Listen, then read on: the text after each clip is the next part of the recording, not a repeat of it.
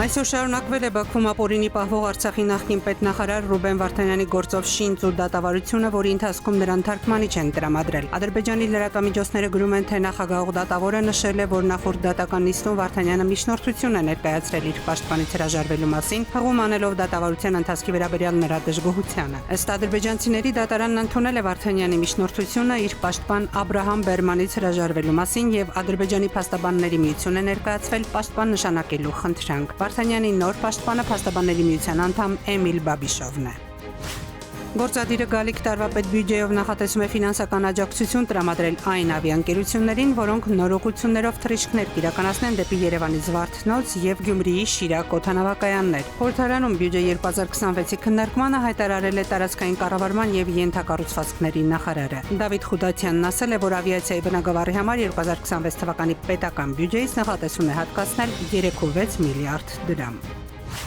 Ալեքսանդր Կոչուբաևի խափանման միջոց կալանքը փոխարինվեց բացակայելու արգելքով։ Նրա փաստաբանն է տեղեկացնում։ Որոշումը գլխավոր դատախազինն է հիմնավորումով, որ հաշվի են առել Կոչուբաևի կնոջ առողջական վիճակը։ Ավելի վաղ հենց Կոչուբաևի պաշտպանն էր բաց նամակով դիմել Աննա Վարդապետյանին։ Վանաձորի դատարանում դատական նիստի ընթացքում տեղի ունեցած դանակահարության դեպքով նախաձեռնվել է քրեական վարույթ սպանության փորձի, ինչպես նաև պաշտոնեական անփութության հատկանիշներով, տեղեկացնում են քննչական կոմիտեից։ Նախորդին դատական նիստին ներկաներից մեկը, որն ըստ լրատվամիջոցների 16-ամյա պատանի է, դանակահարել էր դաժան սպանության մեջ մեղադրվող Ամբաստանյալին ու դիմել փախուստի։ Դանակահարողը ըստ քննչականի դեռ փախուստի մեջ է, նրան չեն հայտնաբերել։ Այս պատանին ըստ լրատվամիջոցների անցած տարի Լոռի Բերդ համայնքում սպանված 21-ամյա Հայկ Մաղաքյանի եղբայրն է, իսկ դանակահարվողը նրա եղբոր սպանության մեջ մեղադրվող 4 ամբաստանյալներից մեկն է, Էրիկ Դադիվանյանը, որն ըստ դատական գործի պայմանագրային զինծառայող է։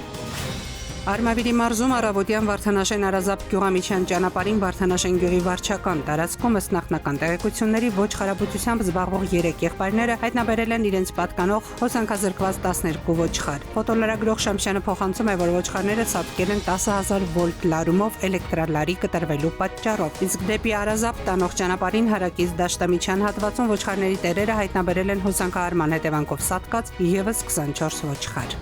Սիրանուշ Մուրադյան, Էդուարդ Պողոսյան, ժամը լրատվական։